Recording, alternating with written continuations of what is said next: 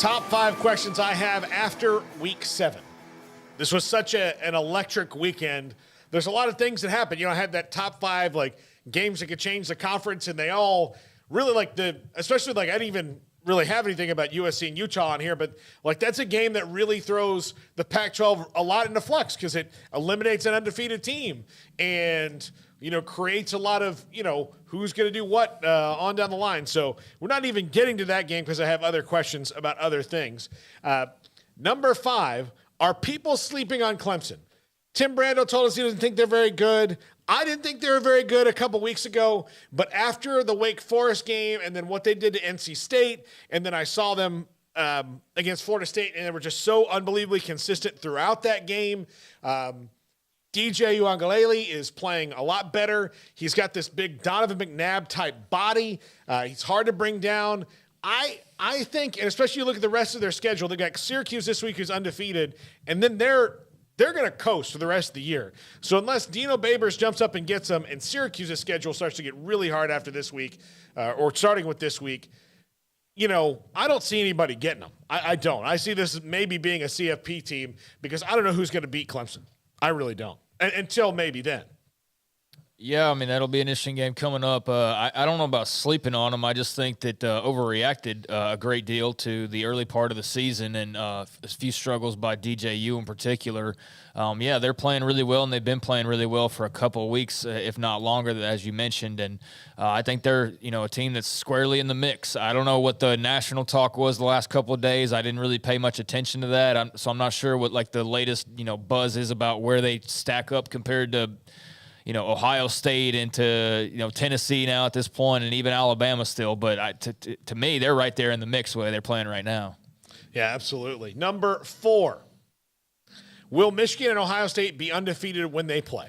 Because Michigan, I know, does not look as maybe electric as Ohio State on offense, but what they did to Penn State the other day, they really dismantled them. The first half was kind of weird. They went in the score like it was.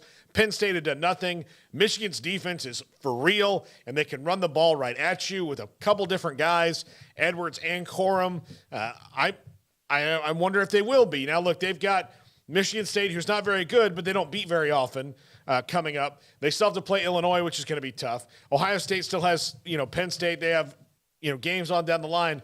But these two teams look really good. I would love to see them both be undefeated when they played in late November. Michigan has an identity, and they always thought they did, but it was kind of sporadic. They have just enough dynamic players in the passing game to make what they do even better. Their defense can run. Corum was fantastic. Ian Fitzsimmons told us about him. We knew about him, but he told us how he's fantastic. And man, they have an identity. They are who they want to be, and it shows. Yeah, absolutely. I don't know, but I think that they could very well be undefeated. There's a few tests in the way, as you pointed out, a couple for Michigan, but I'm not really worried about Illinois. Sorry, but I'm not. So the one I guess you would be most concerned about would be Michigan State, and as you said, there's not really a whole lot to fear there right now. So Michigan and Ohio State being unbeaten, I don't think that that's crazy at all. And, that's going to be a lot of fun here at the end of next month. Yeah. Number 3, will Bama lose again? They always get a mulligan, and they've gotten theirs now with Tennessee. Mulligan, all-time classic game on the road. Alabama's fine if they keep on winning. But there's just things about this team that don't seem to be classic Alabama. Brain farts, penalties. Lots of penalties. Lots of penalties. Not just, bad penalties in bad spots, but they're just not the same. Will Anderson III, who last year could have won the Heisman Trophy, who was amazing with how many tackles and sacks and stuff he had. He was everywhere. I even noticed in the Texas game, he ended up making one big play, even though Texas may have scored on it, or maybe there was a penalty that something's missing. I don't think he's entitled. I don't think he's just all of a sudden just trying to count his future NFL earnings, but something's missing with him, and I'm not able to watch the film. But I do know this. They're not a very smart football team, and that's the one thing you could always say about Nick Saban's teams is they're smart, football IQ, disciplined, and they're not any of that. And they're giving up massive plays on a defense that was listed before the year began as one of the best that Saban's ever had. That's not true. I'm trying not to sneeze over here. Oh, Back okay, on yeah, camera. sorry. Yeah, I think that they might. Been there many times, Craig. Been there many times. Number 2. Now, this is assuming that Tennessee would beat Kentucky in a couple weeks, which is going to be tough. It's going to be tough to beat Kentucky. But if Tennessee and Georgia are both undefeated when they play, what happens to the loser of that game who will not be in the SEC title game more than likely? Well, it depends on who they play in the title game. If it's whoever, is it going to be a 2-loss team in the West, or is it Alabama with 1 loss? Yeah. There was actually somebody who tweeted this out, and I forgot who he was. He was an actual media member that said it's setting up. He said this, and of course, Ohio State, Michigan have something to say about this, and perhaps the UCLA or Oregon, I don't know, and maybe even TCU. For right now, you could see easily the possibility that all 4 teams in the college football playoff are from the SEC. No, That- you can't. that- Absolutely not. but That is no, ridiculous It and is stupid. ridiculous, and that's why I brought it up. But there was that comment, and I just didn't respond. I was like, it's not worth the Does time. the person not know that the Big Ten exists? You know, Well, and I mean, yeah, I just- and again, look, like I said earlier, look at Clemson's schedule. Who's going to beat Clemson? You tell me who's going to beat them.